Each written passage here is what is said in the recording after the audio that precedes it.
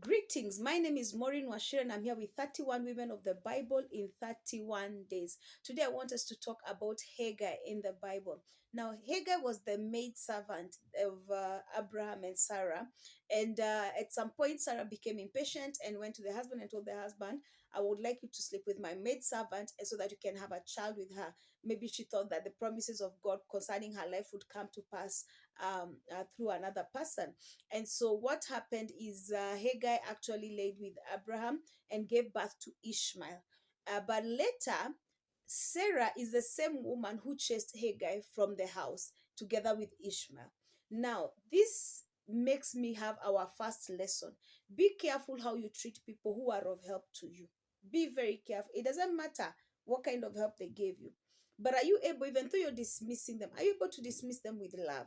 Are you able to dismiss them with care? Are you able to dismiss them with courtesy, with respect, with honor? Because at the end of the day, they were there for you. So are you able to still honor them even as they are living? You may feel like their time serving you is over, but how do you release them?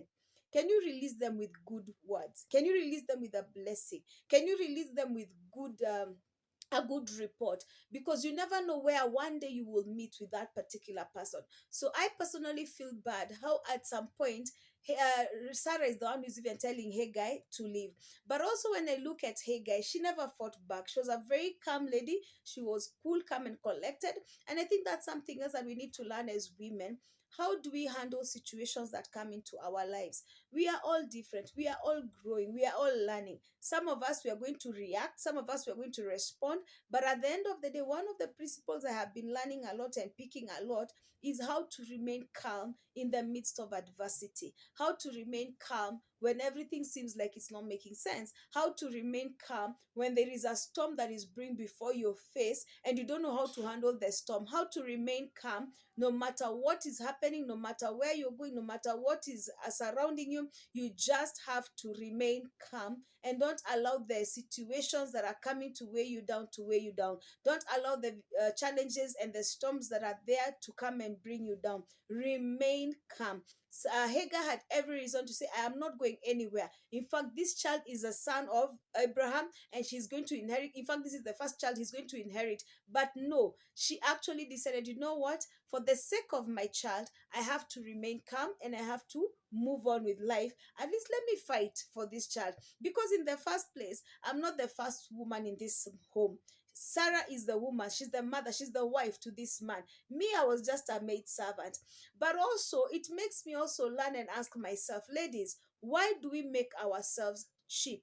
Why do we cheapen ourselves? Because somebody is struggling and they want us to come and so that we can fulfill and cover up. Is it cover up their struggle or bring a replacement to us? I don't know how to call it, because Hagar should have stood her ground and said, no, the promise was not given to me. The promise was not made to me. So at the end of the day, I am sorry. I am not going to fulfill your promise. I'm not going to fulfill your purpose. I'm not going to run your race.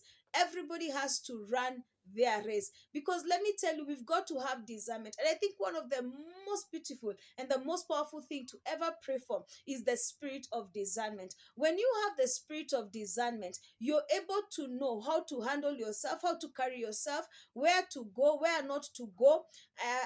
Things will happen, but you're able to know this one is not my ball to hold, this one is not my cup to hold, and you're able to know how to deal with the different things that come into your life. But also, I want to also say this, for Hagar, she came to a place, and when she looked at the fact that Isaac was born, could it be that actually we failed to realize that our plans will never make heads? Our plans will never be the better option. God's plans are always the better option. And regardless of the fact that God's promises may delay, they may take a long time, but the bottom line remains, what he has said has surely, it surely must come to pass. He said, Abraham, son, you're going to have a child, you're going to be a father of many nations.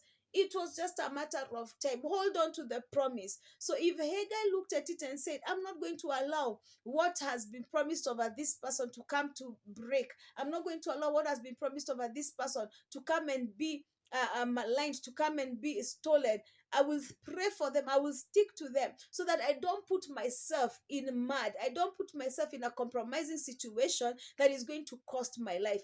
Discernment. That is why discernment is so important, because discernment will help you know that you cannot put yourself in a place of compromise. Discernment will help you know you cannot put yourself in a place whereby you're going to come and regret. Because I can imagine when they're together with the child and the child is so thirsty, and then she's like, I regret. But if there was discernment, she would be able to say, no, this is against the purposes of God, and I'm not going to allow and take myself through it. But let's look at Hagar in the wilderness. The fact that Hagar still believed in God, the fact that her faith was not shaken. It's amazing how the people you surround yourself with, you become like them. Because the one thing that Hagar also carried was faith. Hagar also teaches us faith because of the people that she surrounded herself with. Who are the people you're surrounding yourself with? And what are they teaching you with? Because Hagar was in the wilderness. I mean, she must have been so. How do you go to the wilderness with your child alone? But look at the son crying out that he was hungry and that God needed to provide. In fact, she's the one who is crying out for the sake of the son, but God provides, meaning she still trusted in God. Are you able to trust in God even in the season of the wilderness? Are you able to believe in God even in the wilderness seasons? Are you able to believe in God? You have no rent, but you still believe in God. You have no food, but you still believe in God. You have no money, but you still believe in God. You still believe that He who began a good work in you, He is faithful. Count Him faithful. Judge Him faithful. Judge Him righteous. Never judge God unfair, regardless of your season of the wilderness. Never ever judge God unfair. Always judge Him faithful, even in the season of your wilderness. For Hagar, she saw God. Regardless, she saw God. For Hagar, she experienced God's hand of provision. For Hagar, she also experienced God's protection because she was in the wilderness with her son alone. So she saw the protection, the hand of God protecting her. Can we walk a journey whereby we shall be able to talk about God's provision, God's hand, God's protection, God's uplifting, just the same way that today we can be able to pick it from Hagar? 31 women of the Bible in 31 days. God bless you. See you tomorrow.